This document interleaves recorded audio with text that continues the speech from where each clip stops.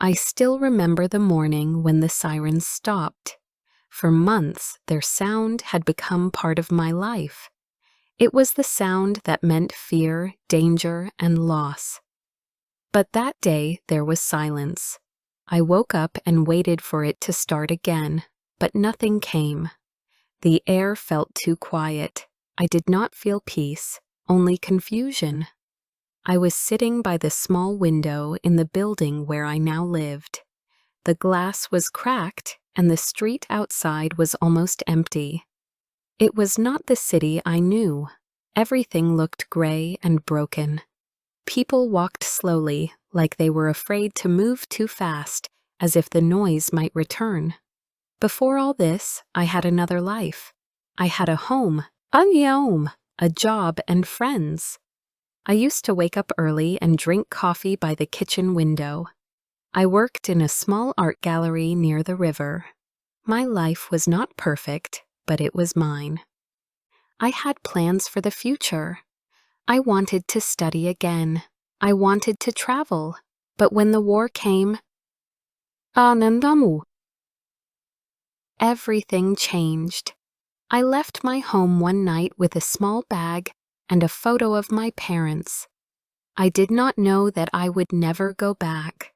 Now I live in another country, far from everything that used to feel familiar. I came here with other refugees. The first days were hard. The air was colder, and people spoke too fast. I did not understand most of what they said. I had studied English before, but I never had to use it like this. Every word felt like a wall between me and them. Sometimes people smiled, but I could see they did not really see me. I was only another stranger in a long line of lost faces. In the beginning, I stayed in a center near the edge of the city. The building was full of families, children, and noise. Every night, I heard people crying in the next room. Sometimes it was the sound of a woman calling her son's name in her sleep. Sometimes it was a child who could not stop coughing. The walls were thin, and I could hear everything. I often sat awake at night, listening to the sound of breathing, of fear, of tired hope. I thought about my old life and felt nothing but emptiness. It was as if I had disappeared too. After 2 months, I moved to a small apartment provided by a local charity. It had 1 room and a small kitchen. I was grateful, but it felt strange to be alone again. I did not know what to do with my time. I walked to the nearby park almost every morning. The trees were tall and quiet. Sometimes I watched the pigeons and felt calm for a few minutes. But then I would remember who I was before, and the calm would disappear. I used to be someone with dreams. Now I did not even know who I was. One day, I saw a notice at the local community center. It said English Conversation Club. Every Tuesday at 6 p.m., I looked at it for a long time. I was afraid. I thought maybe I would go and nobody would talk to me. But something inside me said I should try. On Tuesday, I went. The room was small, with chairs in a circle. There were other people like me, from different countries. A woman named Anna welcomed us. She smiled kindly and spoke slowly. I could understand her. She said, "We all come from different places, but we can learn together." That evening, something began to change. I listened to people telling small stories about their days. Some worked in shops, some were students, some were still looking for work. We spoke in simple English, and sometimes we laughed at our mistakes. It felt strange but warm. I did not say much that day, but I listened to every word. When I went back to my room, I felt a small light inside me. It was not happiness, but it was something close. Before we continue, I would love to know where you are listening from. Which city, which country? Share it in the comments. And if you are enjoying this story, Please subscribe to hear more every week. After that first meeting, I began to go every week. Each time I learned something new. I also started helping in a local shop that sold second-hand clothes. The owner, a quiet man named Peter, gave me simple tasks. I folded clothes, cleaned the floor, and helped customers who spoke slowly so I could understand them. It was not much, but it gave me a reason to wake up in the morning. Every evening.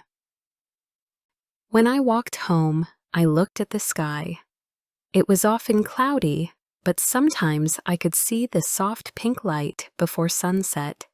It reminded me that the world still had small, beautiful things. Some days were still difficult. I missed my language.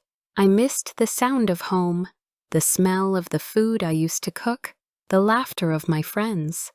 Sometimes I stood in front of the mirror and did not recognize the woman looking back.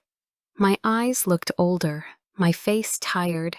I thought about the person I used to be. I used to be confident, sure of myself. Now I felt like I was living in someone else's life. I started writing in a small notebook. Every night before sleeping, I wrote one sentence about the day. Sometimes it was only a simple line, like, I spoke to someone new today, or I laughed at something small. One morning, Anna from the English club asked if I wanted to help her with a small project. She said they were collecting stories from people who came to the club, short pieces about their journeys and what they learned. At first, I said no. I told her my story was not interesting, but she looked at me and said, "Every story matters." That night, I thought about it for a long time. The next day, I started writing again, this time about my old city, my art gallery, and the morning when I had to leave. It was not easy. My hands shook, and I cried sometimes, but I did not stop. When I finished the story, Anna read it and smiled. She said, "You write with heart." Her words stayed with me. I had not heard anything like that for a long time. It made me remember that I used to love writing when I was young. I used to keep small notebooks full of ideas and sketches. I had forgotten that part of me. That day I walked home slowly, thinking about all the things I had lost and the small things I was beginning to find again. Over the next weeks, I wrote more. Some stories were about my past, but others were about my life now. I wrote about the park, about Peter's shop, about the children who played in the street below my window. When the community center printed our stories in a small book, I held it in my hands and felt something I had not felt in a long time. It was pride. It was small, but it was mine. That night, I stood by the window again. The street was quiet. There were no sirens, no loud voices, no fear. For the first time in months, the silence felt peaceful. I thought about the day the sirens ended and how lost I had felt. I did not know then that silence could also be the beginning of something new. I still missed many things, and I still felt broken in some ways, but I was learning to build again, piece by piece. I realized that I had not lost myself completely. I had only been waiting, like the city after the storm, for a time to breathe again. When the sirens ended, I thought my life had stopped, but maybe that was when it began again. I was not the same person, but I was still here, still learning, still alive. And in that small truth, I found my strength. Before I continue with this story, please like or subscribe and tell me in the comments where you are listening from. Your support means a lot. Now, let's continue. I started to wake up earlier each morning. The city was still quiet at that time, and I liked it that way. I would make tea and sit by the window while the light changed slowly. The streets below were beginning to move again. Delivery trucks passed, shopkeepers opened their doors, and children walked to school with their heavy bags. Watching them made me feel a little stronger each day. It reminded me that life continued, no matter how much was lost. The mornings became my favorite time because they gave me space to think without fear. In those early hours, I began to write more seriously. I wrote about small things, like how the light fell on the river or the sound of birds near the train station. I wrote about people I met at the shop and the things they said to me. Writing made me see the world again. It was a way to tell myself that I still had a place in it. Sometimes, when I finished a page, I felt proud. Other times, I read what I had written and felt pain because the words reminded me of what was gone. But I kept writing, even when it hurt. One afternoon at the English club, Anna asked if I wanted to read something I had written. My heart started to beat faster, and I almost said no. But then I remembered that I had promised myself to stop hiding. So I opened my notebook and read a short story about the first day I arrived in the city. My voice was shaking, but I read it all the way through. When I finished, the room was quiet. Then one of the women said softly, "That is how I felt too." Another person nodded. I smiled for the first time that day. I realized that I was not alone. The following week, Anna told me about a writing group that met once a month at the library. She said it was for people who wanted to share stories in English and learn from each other. I was afraid again. The idea of reading my work to strangers made me feel small. But I also knew that fear had followed me long enough, so I decided to go. The library was large and full of light.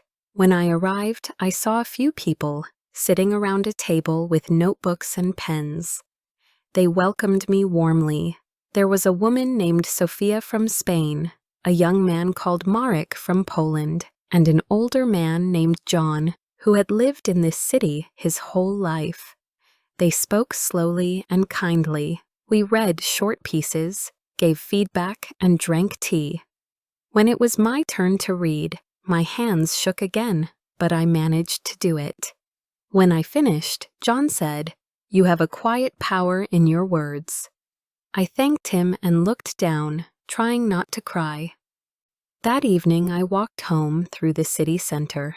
Lights were shining on wet streets, and people were laughing near the cafes.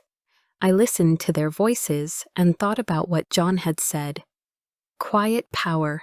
I had not thought of myself as powerful for a long time. I had spent months feeling invisible, like a shadow.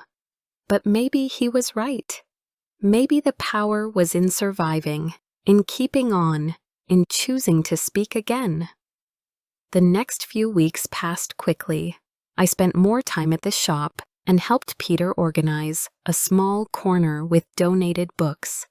Most of the books were in English, and some were in other languages. Peter said I could take any book I wanted. I started reading every night before bed. The words were not always easy, but they kept my mind busy. Sometimes I underlined phrases that sounded beautiful. I wanted to learn how to write like that.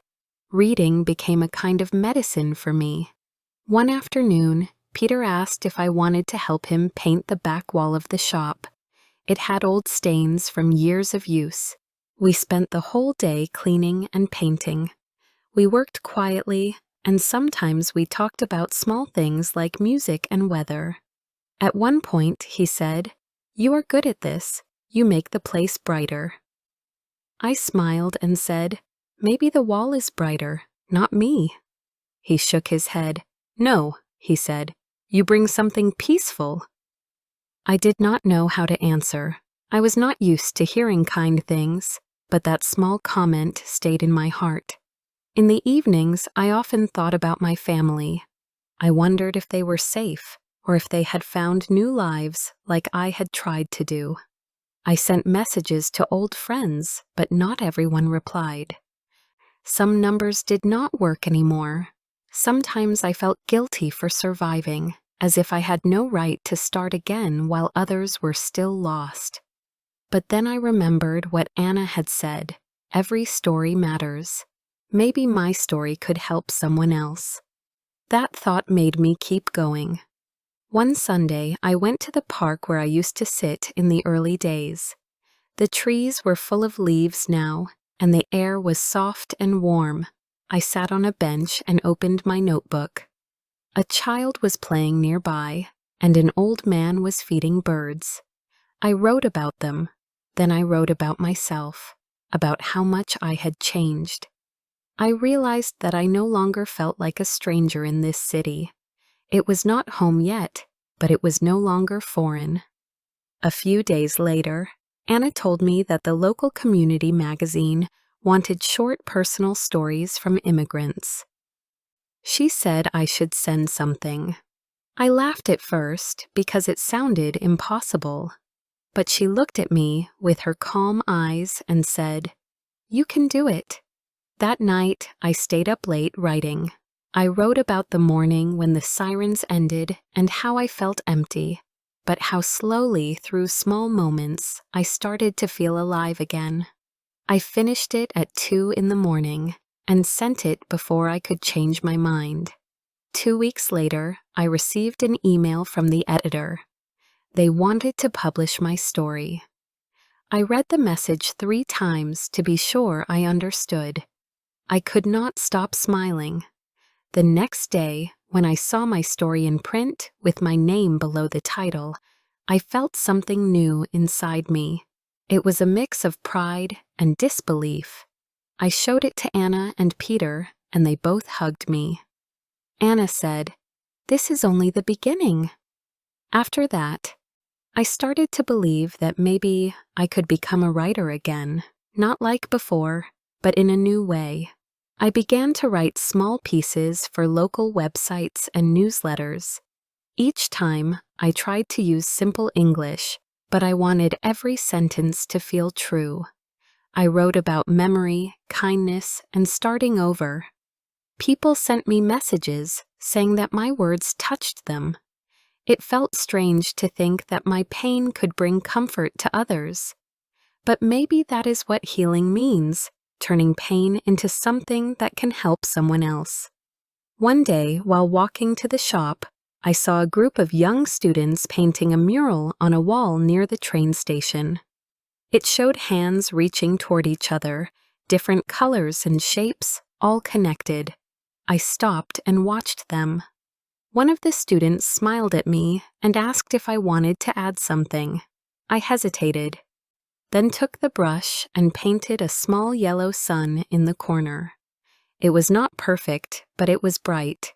As I stepped back, I felt tears in my eyes. For so long, my world had been full of smoke and gray. That little sun felt like hope. That night, I wrote again. I wrote about the sun I painted, about how color can return even after darkness. I realized that I was not rebuilding my old life. I was creating a new one. I was not the same woman who left her home months ago. I was someone who had learned to listen to silence and to trust it. I no longer waited for the sirens. I waited for the small signs of peace instead. Sometimes I still woke up from bad dreams, but I no longer feared them. I knew they were only memories trying to leave. When I looked in the mirror, I still saw lines of tiredness, but I also saw light in my eyes again. I was learning to forgive myself for surviving. I was learning to love the person I was becoming. The city no longer felt cold. It felt alive, full of sounds and faces and stories. Every corner reminded me of how far I had come. I was not lost anymore. I was finding myself again, one day, one word, one breath at a time. Winter arrived quietly that year. The trees in the park lost their leaves, and the sky turned white most mornings. The air smelled of snow, and my hands were cold even inside my gloves. Life in the city became slower, softer. People moved quickly on the streets, hiding their faces inside thick scarves. I still walked every day, but my steps were different now. They were not the steps of a lost person anymore. They were the steps of someone who had learned how to begin again. The shop was busier because of the season. People came in looking for warm coats and cheap presents. Peter asked me to help at the front counter, which I had never done before. I was nervous about speaking to strangers in English, but I said yes. The first few days were hard. Sometimes I did not understand what customers wanted, and I had to ask them to repeat, but many of them were kind and patient. They smiled and said simple words to help me. Slowly, I started to feel more comfortable. Each small success felt like climbing a tiny mountain. One day, an old woman came in, looking for a blue scarf. She spoke softly and smiled at me. I showed her several scarves, and she chose one. She said it was for her granddaughter, who loved the color of the sky. When I gave her the scarf, she looked at me and said, "You have kind eyes, my dear. You remind me of my daughter." I did not know what to say, so I just smiled back. Her words stayed with me long after she left. It felt strange to be seen that way, as if I belonged here. At the English club, we decided to organize a small event for the end of the year. Everyone would bring something from their culture to share. Some people brought food, others brought music or stories. I decided to make a simple soup that my mother used to cook. It was the first time in a long while that I wanted to make something from home. When the night came, the room was full of smells and colors. People laughed and shared food and memories. I watched them and felt a quiet happiness. It was not the happiness of the past, but it was real. When it was my turn to share, I read a new piece I had written. It was about finding silence after noise, about how silence can hurt but also heal. When I finished, there was a short pause, and then people began to clap. Anna looked at me with pride. She said, "You have found your voice." I felt my eyes fill with tears. For the first time, I believed her. I had found something inside myself that I thought was gone. After the event, I walked home in the cold night. The streets were quiet, and snow had started to fall. The lights from the windows made the snow look golden. I stopped on a bridge and looked down at the river. I thought about everything that had happened since the Sirens ended. I thought about the fear, the loss, the long nights when I could not sleep, and the slow days when I thought I would never feel normal again. And then I thought about the people I had met, the small kindnesses, the laughter, and the new words that had become part of my life. I smiled because I realized something simple and true. I had survived not only the war, but also the silence that came after it. The next morning, I woke early. The world outside was white. I opened the window and watched children play in the snow. Their laughter filled the street, and it sounded like music. I made tea and sat at my desk with my notebook. I wanted to write about that sound. I wanted to capture what it felt like to hear joy again. I began to write about the way light touched the snow, about how people still found beauty in small things. The words came easily that morning. My hand did not shake anymore. In the new year, Anna told me about a program that offered small scholarships for creative writing in English. She said I should apply. I laughed and said I was not ready for something like that. She looked at me with her calm, serious eyes and said, "You are more ready than you think." That night, I thought about it for a long time. I remembered all the times I had said no to new things because I was afraid. I realized that fear had taken enough from me already, so I decided to try. Writing the application was difficult. I had to explain why I wanted to write and what my work was about. I wrote about losing my home, my voice, and my confidence. I wrote about learning a new language and finding new strength through words. I told them that writing had saved me when nothing else could. When I finished, I read it aloud. My voice was steady.